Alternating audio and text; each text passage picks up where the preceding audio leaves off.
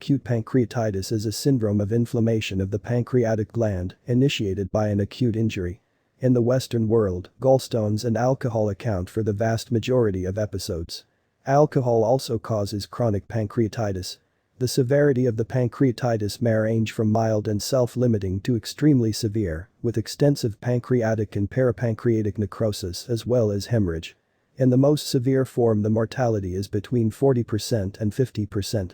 Acute pancreatitis is a process that occurs on the background of the previously normal pancreas and can return to normal after resolution of the episode. In chronic pancreatitis, there is continuing inflammation with irreversible structural changes. Pancreas anatomy: the pancreas is a 12 to 15 centimeters long J-shaped, soft, lobulated retroperitoneal organ. It lies transversely, although a bit obliquely, on the posterior abdominal wall behind the stomach, across the lumbar 1-2 spine. It has both an endocrine and a digestive exocrine function. As an endocrine gland, it functions mostly to regulate blood sugar levels, secreting the hormones insulin, glucagon, somatostatin, and pancreatic polypeptide. As a part of the digestive system, it functions as an exocrine gland secreting pancreatic juice into the duodenum through the pancreatic duct. This juice contains bicarbonate, which neutralizes acid entering the duodenum from the stomach, and digestive enzymes, which break down carbohydrates, proteins, and fats in food entering the duodenum from the stomach. Pathogenesis: the pancreatic inflammatory response is secondary to the premature and exaggerated activation of digestive enzymes within the pancreas itself. An acute rise in intracellular calcium may be the initiating mechanism, leading to early activation of trypsinogen to trypsin and impairment of trypsin degradation by chymotrypsin C. It is these activated enzymes which are responsible for cellular necrosis. In the case of gallstone-related pancreatitis, it is believed that stones occlude the pancreatic drainage at the level of the ampulla, leading to pancreatic ductular hypertension.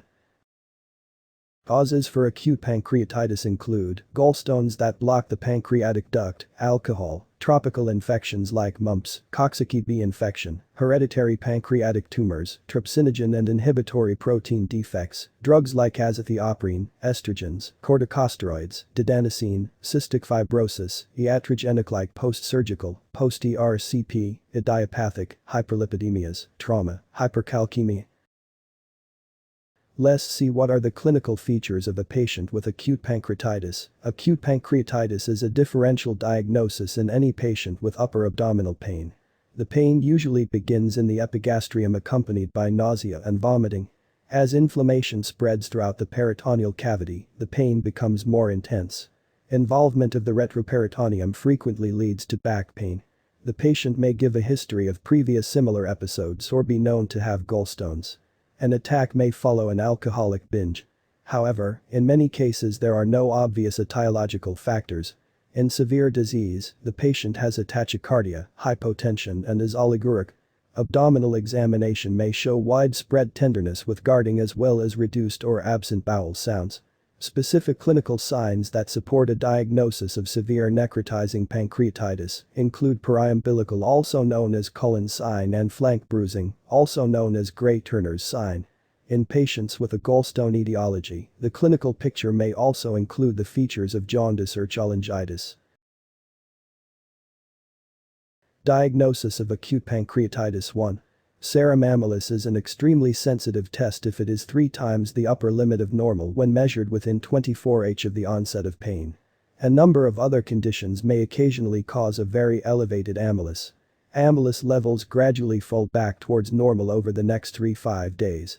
With a late presentation, the serum amylase level may give a false negative result. Urinary amylase levels may be diagnostic, as these remain elevated over a longer period of time. Serum lipase levels are also raised in acute pancreatitis, and these remain elevated for a longer period of time than those of amylase. However, overall, the accuracy of serum lipase is not significantly greater than amylase, and it is technically more difficult to measure for. C-reactive protein level is useful in assessing disease severity and prognosis. Other baseline investigations include a full blood count, urea and electrolytes, blood glucose, liver biochemistry, plasma calcium and arterial blood gases. These are documented at presentation and then repeated at 24 and 48 hours and provide a basis for assessing the severity of an attack. Radiology. An erect chest X-ray is mandatory to exclude gastroduodenal perforation, which also raises the serum amylase.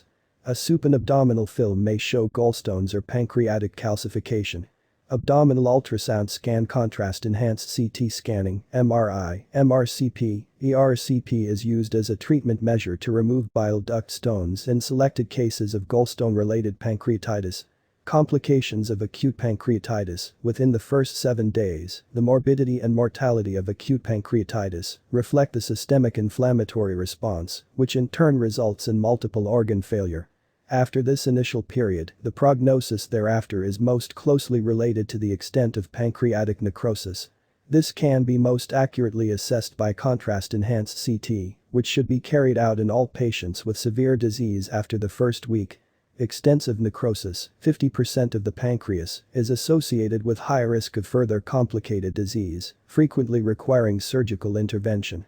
In this minority of patients with extensive necrosis of the pancreatic and peripancreatic tissues, superimposed infection is associated with a greatly increased risk of mortality. Long-term complications. The vast majority of patients with a mild to moderate episode of acute pancreatitis will make a full recovery with no long-term sequelae. Recurrent episodes of pancreatitis may occur, particularly if there has been any long-term pancreatic ductular damage. Patients with more severe acute pancreatitis may become pancreatic insufficient both with respect to exocrine, malabsorption, and endocrine function, diabetes. Thank you for watching, see you in the next video, don't forget to subscribe and hit the bell icon for more videos.